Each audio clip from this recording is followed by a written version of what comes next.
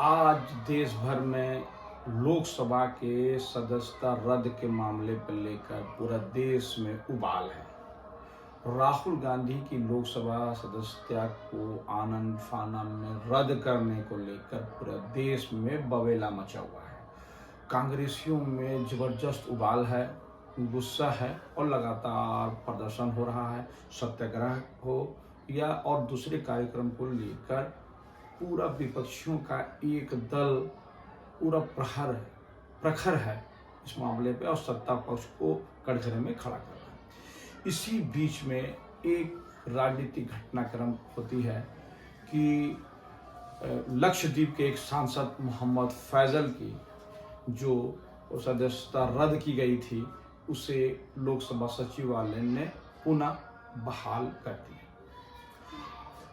इससे बताने से पहले मैं इस पर रोशनी डालूंगा कि कावरत्ती की एक अदालत ने मोहम्मद फैजल जो एनसीपी के सांसद है लक्षद्वीप से, उनको हत्या के मामले में 10 साल की सजा सुनाई थी। घटना का फैसला जो है वो 11 जनवरी 2023 को आया था।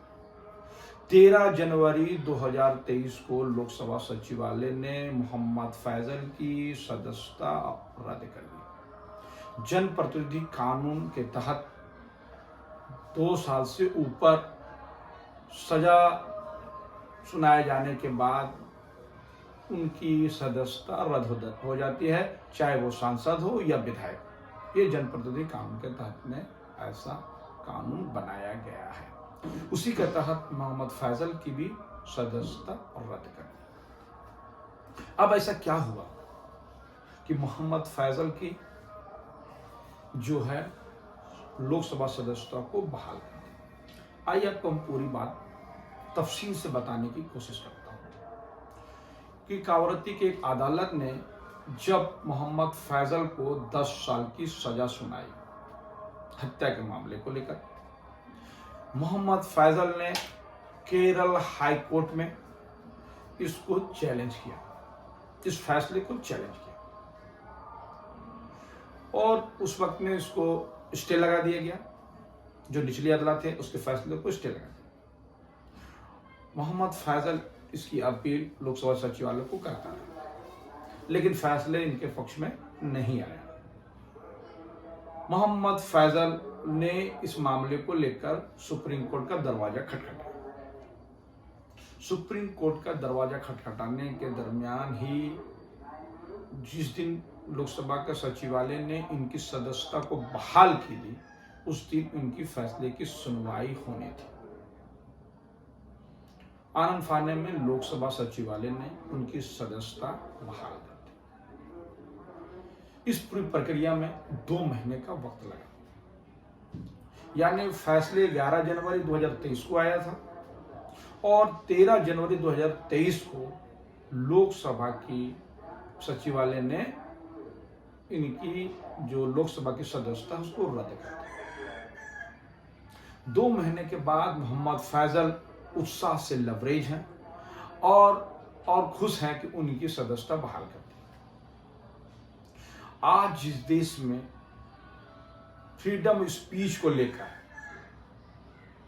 कांग्रेस पार्टी पूरा देश में धरना प्रदर्शन, सत्याग्रह कार्यक्रम और लगातार कई कार्यक्रम कर रही है, कांग्रेस के साथ में कई विपक्षी दलों की आवाज इस पर बुलंद हो रही है कि राहुल गांधी के साथ में सत्ता पक्ष ने नाइंसाफी का मामला किया।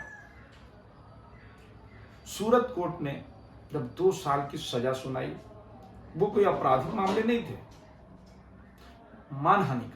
मानहानि को लेकर 2 साल की सजा के बाद आनन फानन में लोकसभा सचिवालय के द्वारा राहुल गांधी की सदस्यता का रद्द कर देना विपक्षियों को रास नहीं आ रहा है।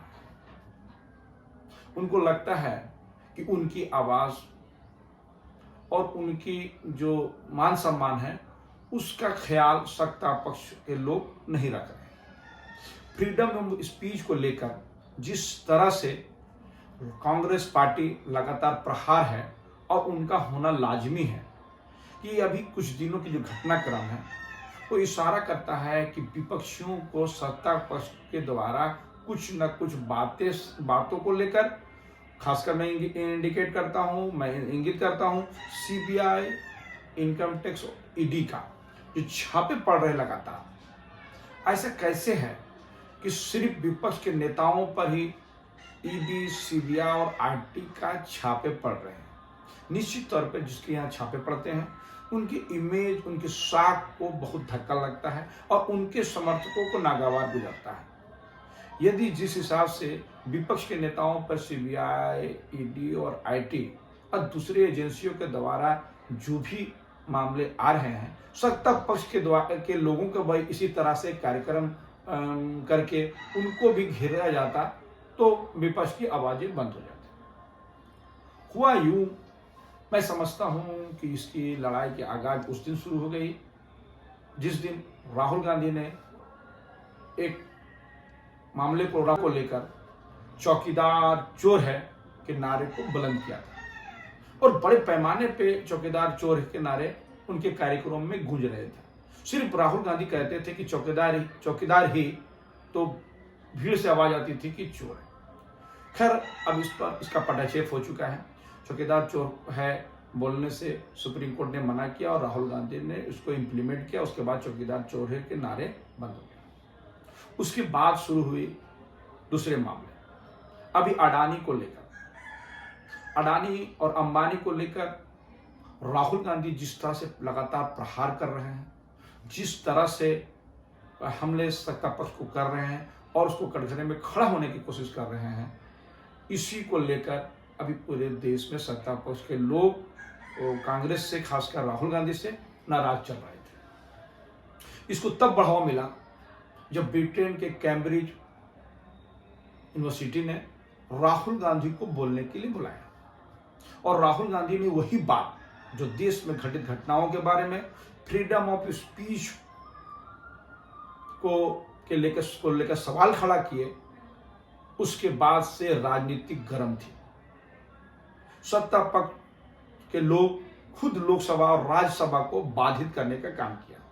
ये पहली बार देखा जा रहा है कि भारत में सत्ता पक्ष के लोग ही लोकसभा और राज्यसभा को चलने नहीं दे रहा है। इसी से ये बात को बल मिलता है कि राहुल गांधी ने कैम्ब्रिज में जो कहा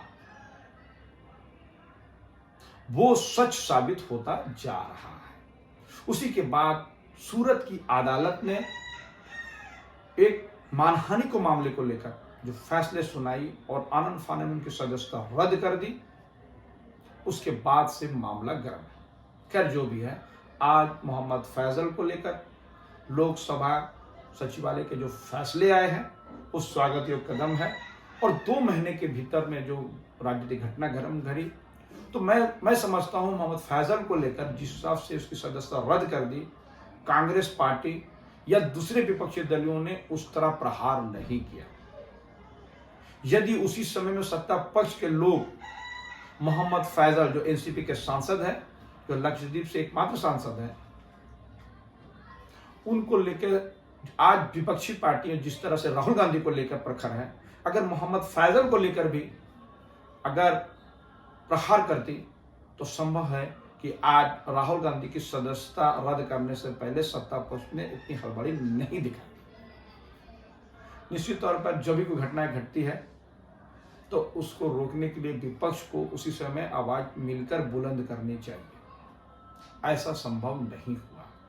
खैर, जो भी है, आज मोहम्मद फैजल बहुत खुश है और खुश होकर अपनी बात मीडिया के चैनलों के द्वारा लगातार कह रहे हैं और उन्होंने अपने एक इंटरव्यू में इस बात को कहा कि मैं चाहूँगा कि राहुल गांधी जी भी कोर्ट का शरण ले और अपनी सदस्यता को बहाल करें। वो उनकी निजी फैसले हैं।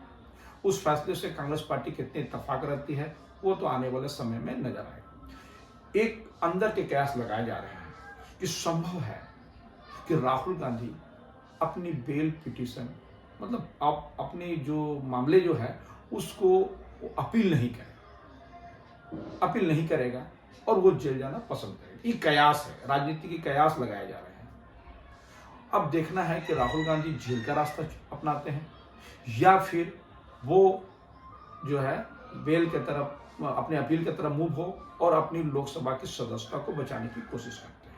खैर जो भी है, 2024 का लोकसभा चुनाव नजदीक है और विपक्षियों का जिस तरह से लगातार गोलाबंदी हो रही है, उस सत्ता पक्ष लगातार उसका परेशान होना स्वाभाविक प्रक्रिया है। इसे किसी को इनकार नहीं किया जा सकता है। ऐसी क्या बातें हैं कि लोकसभा के चुनाव से पहले सत्ता पक्ष पर लगातार हमले जारी हैं? क्या इसके लिए सत्ता पक्ष के लोग दोषी हैं या विपक्ष के लोग दोषी हैं? जनता सब जानती है, जनता सब पहचानती है। खैर आज मैंने जो मोहम्मद फैजल को मामले को लेकर जो मामले आए, हम लगातार इसी तरह के बहुत से मामले आपके सामने लाएंगे।